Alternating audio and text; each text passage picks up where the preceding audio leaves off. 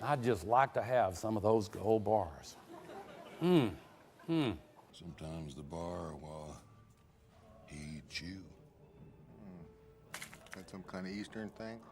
Increases in open interest are probably also tariff dodgers that are trying to get physical gold before the tariffs come in.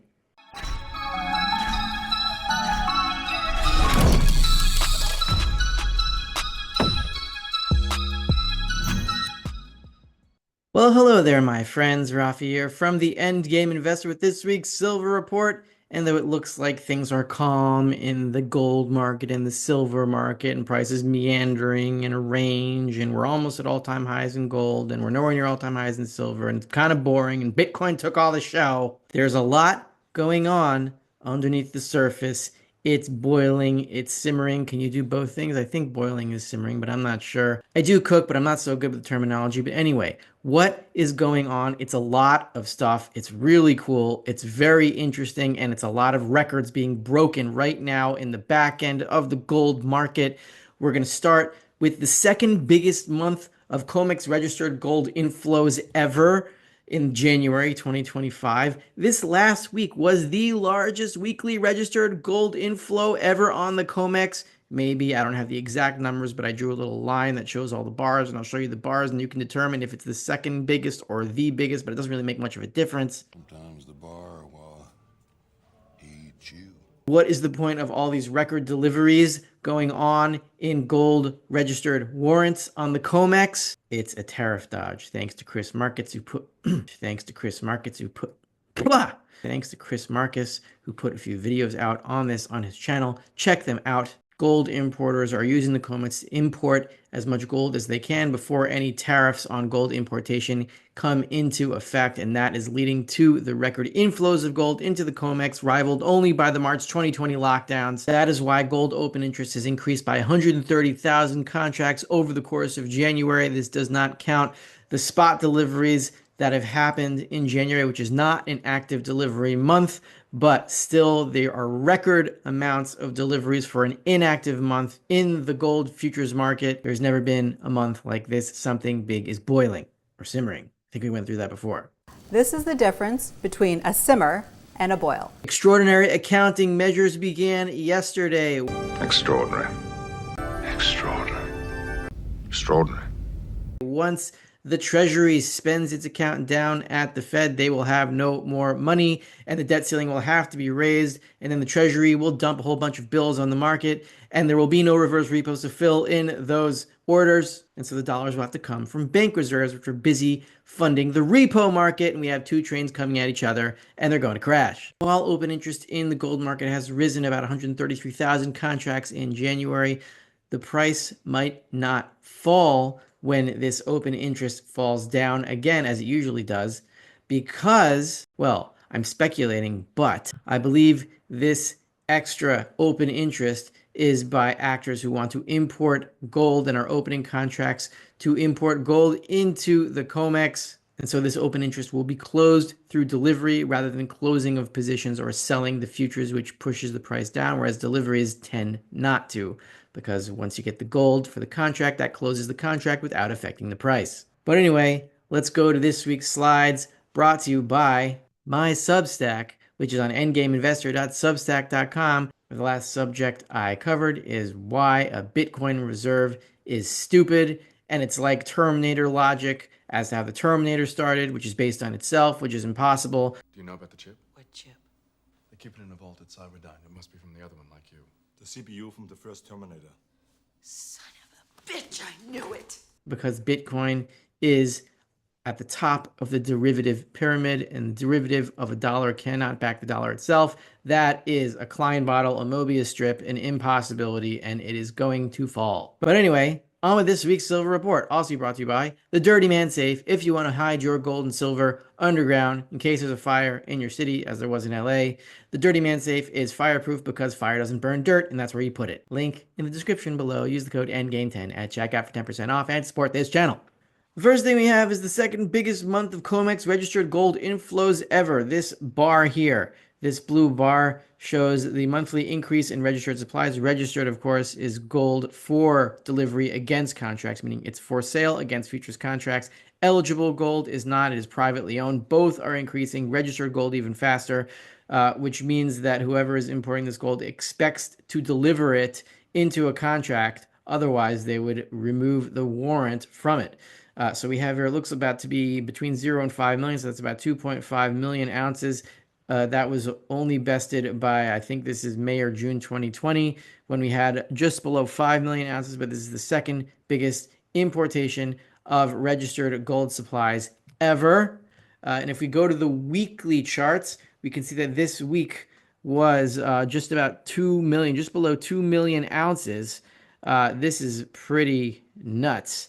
2 million ounces of gold, and it touched that barely in one of the months of 2020. This could be maybe May, somewhere around April or May of 2020. I don't know which one is bigger, this one or that one, because the resolution is not big enough for me to tell. But you know what? It doesn't really matter.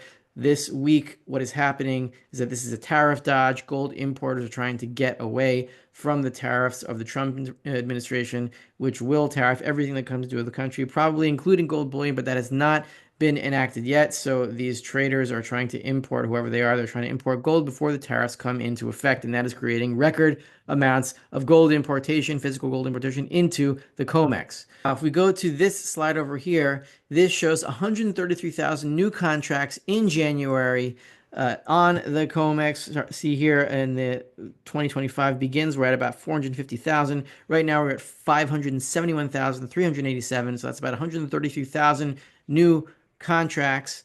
And this does not include the deliveries that have already been made. And I'll show you that in the next slide. My point here is that we usually see, after a surge in open interest like this in gold, the open interest falls down. As it falls down, what happens is that price falls with it.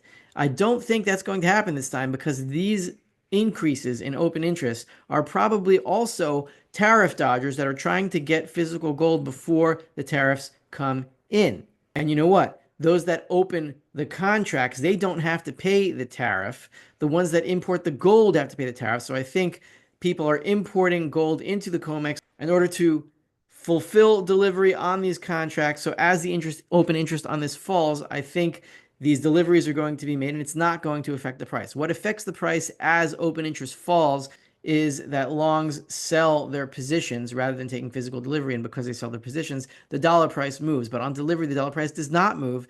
The contract is satisfied by gold being delivered. So I don't think that that open interest falling is going to affect price negatively here. And if we move to the next slide here, we can see the monthly deliveries. This is 15,642. Isolated, this doesn't look like anything special, but this is a non-active delivery month. So 15,642 deliveries is a record, all-time record for gold deliveries in a non-active delivery month, right? There's active delivery months.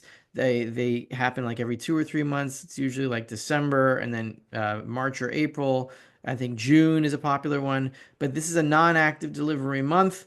So open interest is usually small. This is the most deliveries ever made for a non-active delivery month, which means that importers are trying to take delivery now, and they want to do this before the tariffs kick in. Now we're going to compare this with the open interest situation in gold during the 2020 crisis, the lockdown crisis. What happened here is we had near record high open interest, and then it slammed down from about 750,000 to 450,000. Let's just say 300,000 contracts, whatever that is. It's not exactly that, but it was a huge fall in open interest, and that was the gold crash that we all remember. And price went down from about 1,700 to 1,450. Price went down from about $1,700 to $1,450, somewhere around there. And we had this huge smash in open interest. We also had record deliveries. Now you could say, well, maybe that's going to happen this time. We're going to have a smash in open interest and a smash in the price and record gold deliveries. However, back then there was a huge dollar crisis, a dollar panic, because the world was shutting down and people couldn't service their dollar debts. That's not happening this time. We're not quite in a dollar crunch yet. So that means that there's not a rush for dollars. There's just a rush for gold before tariffs get in the way. And so as open interest falls here, as deliveries are taken for the active month, which closes in about 8 business days, 7 business days, 6 business days, something like that. January 30th is the last day. And open interest is still about 250,000 contracts. So I think that as we've seen record deliveries for a non-active delivery month, we're going to see record deliveries, I hope. In an active delivery month and all time, I think the record is 55,000 warrants delivered. I think it's going to be more if people are really trying to get around tariffs for gold importations. Now, the next subject I want to go into is a little bit on timing. We have the extraordinary accounting measures beginning yesterday. The Treasury has announced that the debt ceiling has been hit, and now it is spending down its account at the Fed, and those dollars are going to go back into bank reserves. So the last time this happened, January 25th, 2023, at $572 million, $572 billion, excuse me, down to $48 billion by May 31st, 2023. So that's about 4 months, January, February, March, April, May. It took about 4 months for the account to be emptied. So we can expect we're at around the same level right now, about $600 billion it shows here. Maybe a little bit higher than that, but it's going to take about 3 or 4 months, depending on how fast they spend down the balance. And once that balance is spent down, they're going to have to raise this debt ceiling. Once they raise the debt ceiling, this black rectangle here, this was the extraordinary measures that I showed in the previous slide. So the extraordinary measures happen in this rectangle, and you can see the blue line here is the Treasury's account at the Fed as they spent down that balance. Reverse repos were at about 2 trillion dollars. And then once the Treasury's account ran out and they raised the debt ceiling, the Treasury raised a whole bunch of cash over here from about 48 billion to about 800 billion. So let's just say $750 billion. And reverse repos fell by about $1.4 trillion in that time. You see, now the difference is there are no more reverse repos, at least they're not substantial. I think they're below 100 billion. They're not really significant anymore. That has been emptied. So if the Treasury wants to raise a whole bunch of money after the debt ceiling is raised, where are the dollars going to come from? Last time they came from reverse repos. This time there are none. So where are they going to have to come from? They're going to have to come from here. The bank reserves. This is the 3 trillion point something bank reserves. I think it's about 3.3 trillion now. The crisis line is $3 trillion, which I've shown before. That is the number we were at during the March 2023 regional banking crisis. If we break below this line for any substantial amount of time, let's say a month or two, we're going to have the final crisis on our hands, and QT, as that continues, is going to bring that closer and closer. So what's going to have to happen? The Treasury is going to have to spend down its balance of about $700 billion.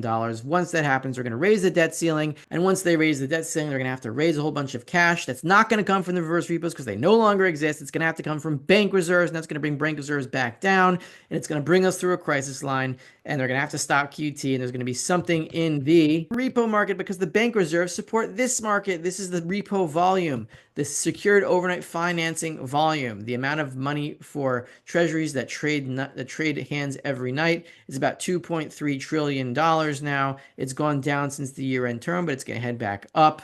All those bank reserves support this market. If they have to support this market and they have to give money to the Treasury as it sells bills after the debt ceiling is raised, then you have two trains coming at each other from opposite directions, and that causes the final banking crisis. It's definitely going to happen this year. We're already on trajectory for it. I hope that before it happens, there is enough time to fix the worst offenses, social offenses, and criminal offenses of the U.S. governing system. Declaring two genders is a good start. Stopping wars is a pretty good idea. I hope that happens, and I hope Trump has enough time to become the peacemaker that he said he wants to be, to avert World War III and calm the world down before the endgame hits. And once it does, there can be a real reset, and hopefully, as it does happen, Trump will be in office rather than some insane, senile, deep state aligned, evil team of idiots. This is Rafi with the Endgame Investor. Please support this channel by signing up for my Substack at the Endgame Investor to learn why a Bitcoin reserve is a retarded idea. And to support this channel, get your hands on a dirty man's safe. Your city could burn down any day now. Cities are burning down. You don't want to have a safe in your attic while your city burns down because looters will find it, but they won't find a dirty man safe in the ground. Use code ENDGAME10 at checkout for 10% off, and check out my Patreon for religious lessons on monetary and economic topics, at patreon.com/endgameinvestor for as little as $3 a month. And I'll see you guys next week. I'd just like to have some of those gold bars. Sometimes the bar will eat you. That some kind of Eastern thing?